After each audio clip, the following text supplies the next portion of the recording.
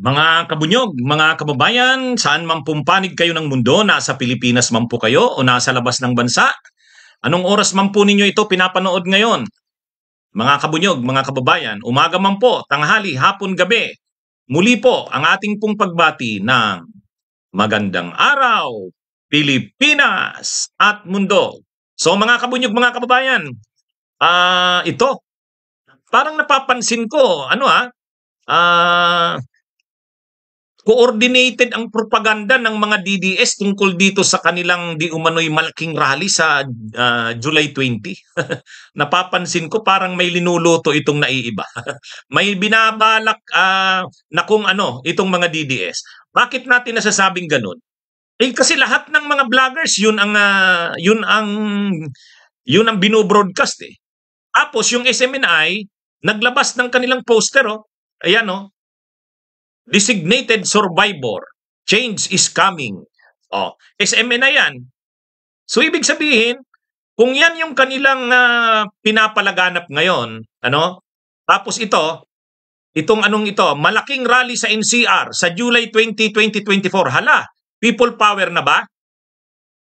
Tapos napanood ko rin yung vlog ni yung retired General Macanas. Ayun, DDS din 'yon. Ginagamit nila yung una, 'di ba tapos na si Sara sa July 19? July 19. Ngayon, ang paliwanag ni yung retired General Macanas, kaya daw July 20 yung rally na yan sa Luneta. Luneta daw yan. Kasi yan daw yung unang araw matapos mag-resign si Sara sa DepEd. Effective kasi yung resignation ni Sara sa DepEd July 19. Ngayon, dahil wala na daw siya sa DepEd, wala na siya sa gabinete ni Marcos, pwede na siyang magsalita at lumaban sa gobyerno mula Pitsa 20. Kaya yan daw July 20, yan ay significant dahil yan ang simula ng pagiging oposisyon ni Sara. Yan ang paliwanag ni Macanas doon sa kanyang vlog. Kaya ang sinasabi ni yung retired General Macanas na yon, ang naghahanda daw ng malaking activity ng mga DDS sa Luneta daw nila gagawin, ay mga staff mismo ni dating Executive Secretary Vic Rodriguez. May Yusek siyang pinangalanan. Yusek Pamela ba yun? Yun daw ang nagko-coordinate. So ibig sabihin, at sinasabi ng mga DDS, nananawagan sila, malaking rally daw nila itong July 20. Ang significance ng July 20, yan ang unang araw ni Sara matapos mag-take effect ang kanyang pag-resign sa gabinete ni PBBM. So ibig sabihin, dahil resign na siya, pwede na siyang magsalita kung anong gusto sabihin niya. Pwede niya nang pamunuan ang oposisyon. Ngayon, lumabas itong poster ng SMNI. Designated survivor, change is coming. So sabi ko, parang mukhang pare-pareho ang mensahe ng mga DDS. Iisa yata ang kanilang tono sa kanilang propaganda. Coordinated eh. Sinabayan pa ito mga kabunyog ng dalawang bagay. Ano yon? Una, pinapalaki nila yung issue na nag-walk out daw yung mga generals sa command conference ng AFP.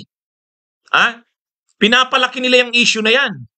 Pinapalaki rin nila yung issue, yung sinabi ni Bato na galit daw ang mga PNP, hindi raw nagugustuhan ng mga PNP yung pagbito sa PNP Reform Bill.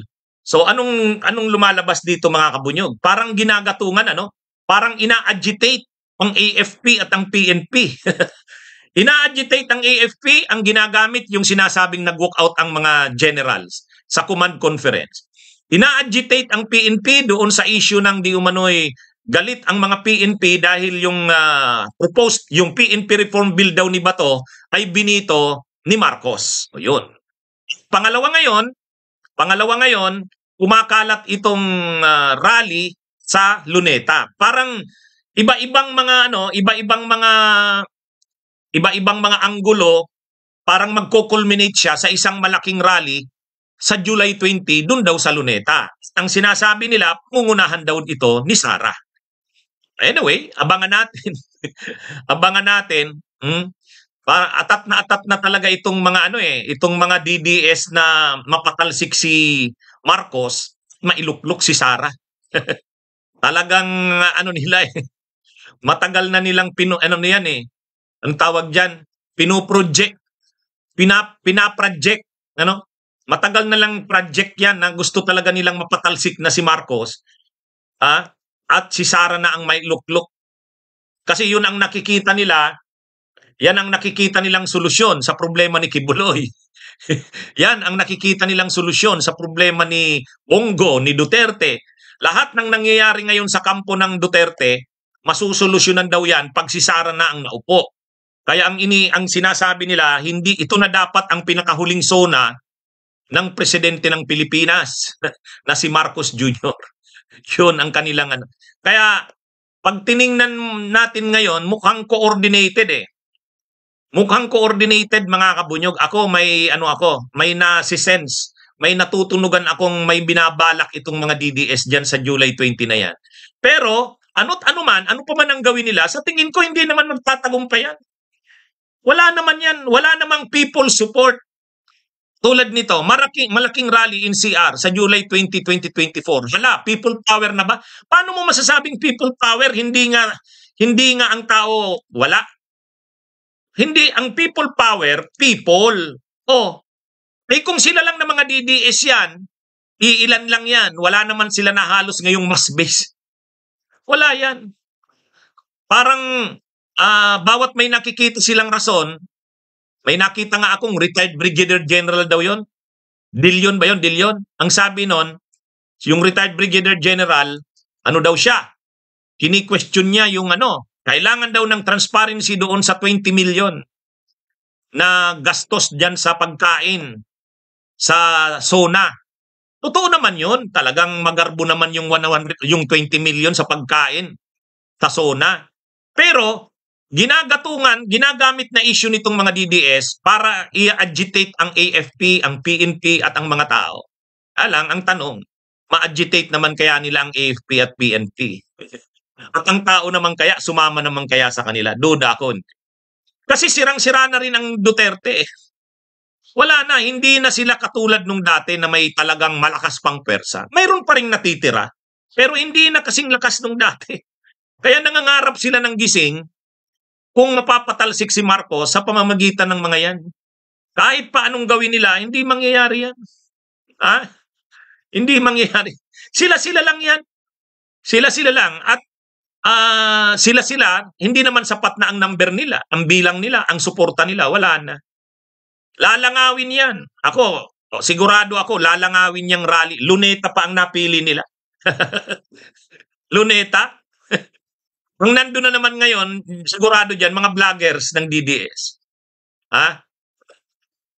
Anyway, dapat si Marcos din, talaga na rin durugi na ni Marcos ang Duterte. Ang marami kasing mga konsiderasyon pa si Marcos sa Duterte. Marami pa. Kung ano-anong konsiderasyon eh. Tama si Mon Space. Tuloy, ang tagal na ng mga balak nila na yan. Dapat maano na si Marcos. Nip in the bud. Actually talaga, Manuel, choppy-choppy ang signal ko off and on eh. Winawarningan nga ako, ito, YouTube is not receiving enough video to maintain smooth streaming. As such, viewers will experience buffering. Anyway, hayaan nyo, alanganin na rin naman kasing i-stop ko pa. Pero talagang may warning yung YouTube, mahina daw ang ating signal. Kahapon pa to eh. Kahapon pa to. Actually, kagabi, nagla-live ako, ganun din yung reaction. Anyway, pinapaalam ko lang ito sa inyo na parang may ibang binabalak itong mga DDS sa July 20 na yan. Abangan natin kung anong plano nila. Pero ngayon pa lang, sigurado tayo, hindi naman magtatagumpayan ano man ang binabalak nila. Anyway, sige mga kabunyog, mga kababayan, magandang araw sa inyong lahat. May kulanong salita na ang ibig sabihin dito ay ang pagkakaisa. Bunyog Party List. Halika na, Bunyog Party List ka na. Halika na, Bunyog Party List ka na. Sa susunod, ang atinang suportahan, Bunyog Party List, nagtataguyod ng katotohanan, lumalaban para sa bayan.